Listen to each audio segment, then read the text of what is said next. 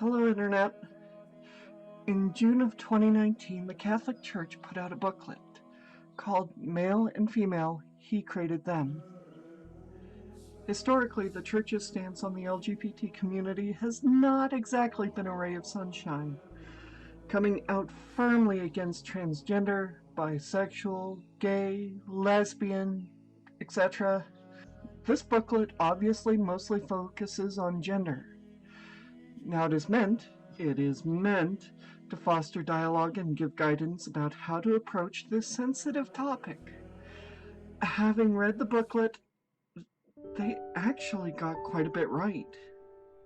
I hate to say it, and I know that I'm going to get a lot of flack for that opinion, but they did.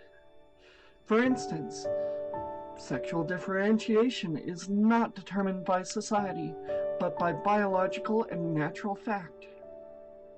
The human body is a thing of beauty. It has so many parts, dictated by millions of lines of DNA lumped together in chromosomes, each line telling the cell, and in turn the body, what to do. And to add to all that complexity, each line of DNA influences other lines of DNA, and we, as a human species, are just barely beginning to understand this complexity. This is how I like to explain being transgender. My mind, body, and soul consists of settings, much like your cell phone does. God is the one who gets to mess with the settings. I have limited control over those. God is the one in charge. He's the one who gets to play with the settings if he wants. When I came out of the box, I was set to body male, mind female. This way of looking at my condition is crude, but it is easy for people to understand. God does not make mistakes. He does like to make life hard for some people, though. Gender is a natural fact. It is not created by an XY chromosome per se, but by all the little tiny lines of code that DNA has programmed into my body. And that is where this nightmare really begins. Am I influenced by society? Yes, absolutely. Do people have an influence on my personality and how I act? Definitely. But gender is largely genetic. I really didn't have a choice. If gender were dictated by society, I would not have gone down this path. Because I grew up in smaller towns, I was pushed hard in the opposite direction. Girly guys were not accepted in any way, shape, or form. Take one of the most famous case studies in this particular topic, David Peter Reamer. Doctors essentially looked at the parents and said, well, we botched the circumcision, you should really raise him as a girl. Well, obviously, David realized what was up right around age 10, and because of that, he fought a lifetime of depression and self-hatred, and later even took his own life. Another thing that the Vatican got right in this booklet is that discrimination is an ugly demon that has no place in the LGBT community or the Catholic Church. All people deserve dignity. Also, we agree on the need to educate children that no one should suffer bullying, violence, insults, or unjust discrimination based on their specific characteristics, such as special needs, race, religion, sexual tendency, gender identity, etc. Now, this is where things unfortunately start to fall apart. One of the things that it got wrong is where they said women have a unique understanding of reality. They possess a capacity to endure adversity and keep life going even in extreme situations, and to hold on tenaciously to the future. Now, women have culturally and historically been in charge of raising children, but that has not imbued them with a unique sense of being ever ready and willing to give themselves generously to others, especially in serving the weakest and most defenseless. What's the worst feeling you've had since you had the baby? I don't know. When Jack wouldn't stop crying, I wanted to throw that bastard out the window. Really? I wanted to throw Isabella out the window. Men, cisgender men, transgender men, also have that capability. It is really just a human trait, not unique to women. For instance, I remember a specific time where this black trans woman was standing in front of a local 7-Eleven convenience store. Under what must have been 3 pounds of makeup, you could see the bruises on her face. Her clothes, which really didn't fit her, were torn and tattered. When I looked at her, I saw a nightmare. And I just about crumpled under the idea and the fear that that could have been me in another life. That could have been me standing in front of a convenience store just beaten all to hell.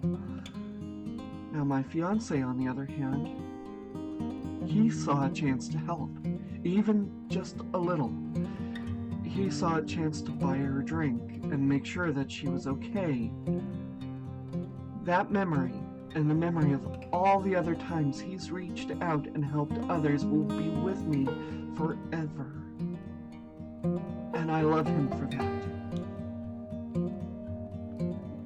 My point is there is no uniquely imbued sense that women have that enables them to care for others in need. We all have that capability, and I would expect the Catholic Church to be able to see that better than many, many others. Now, another thing that they do not get right is being gender fluid does not equate to the kind of impulsive nature that is described in the booklet. It is not founded on nothing more than the confused concepts of freedom in the realms of feelings and wants or momentary desires provoked by emotional impulses and the will of the individual, as opposed to anything based on truths of existence. That is not how being gender fluid works.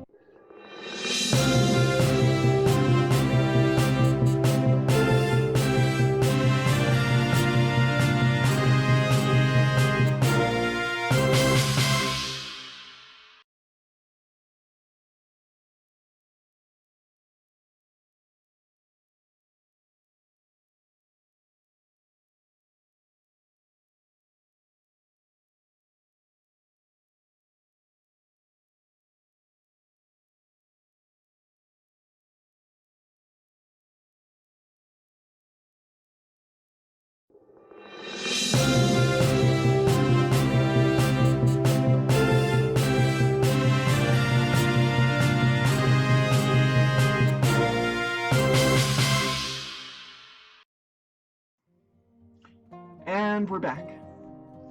Those were 3 examples of places where we agree and 3 where we disagree.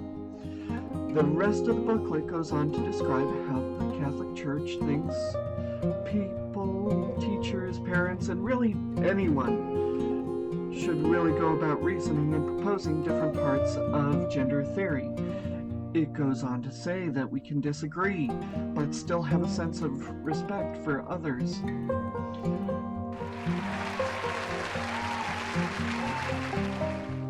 There has been an outlash against this particular booklet.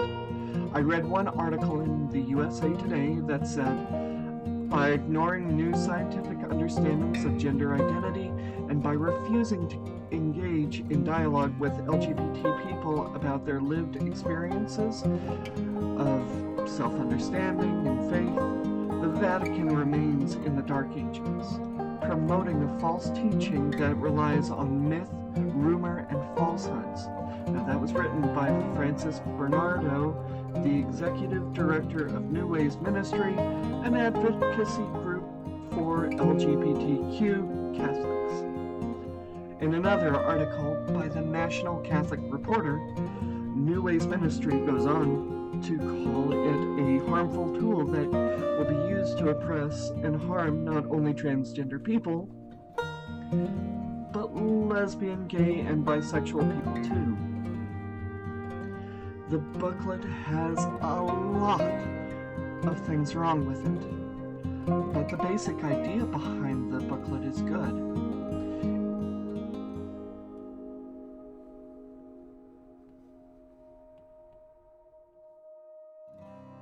If they want to propose aspects of gender theory, they are more than welcome to. In fact, I invite any of my listeners who are members or clergy in the Catholic Church who want to talk to me about this on my channel to contact me. I want the kind of dialogue described in this booklet. Good discussions do not happen in a vacuum.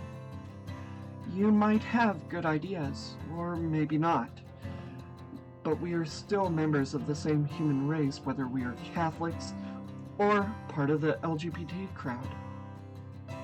So if the Catholic Church wants to listen, reason, and propose aspects of gender identity, and if, like one of my favorite YouTubers say, they want to walk the path with us, then honest to God, come walk the path. See what's going on, experience the kind of lives that we lead, reach out to your LGBT members, and genuinely listen to what they think and have to say in a way that does not shame or belittle them for feeling the way they do. I understand that the way the Catholic Church currently addresses the LGBT community is being lesbian, being gay, being bi, being transgender is not a sin. Acting on what you are is a sin. I hope you guys have enjoyed this video. If you like this video, let me know by hitting the like button.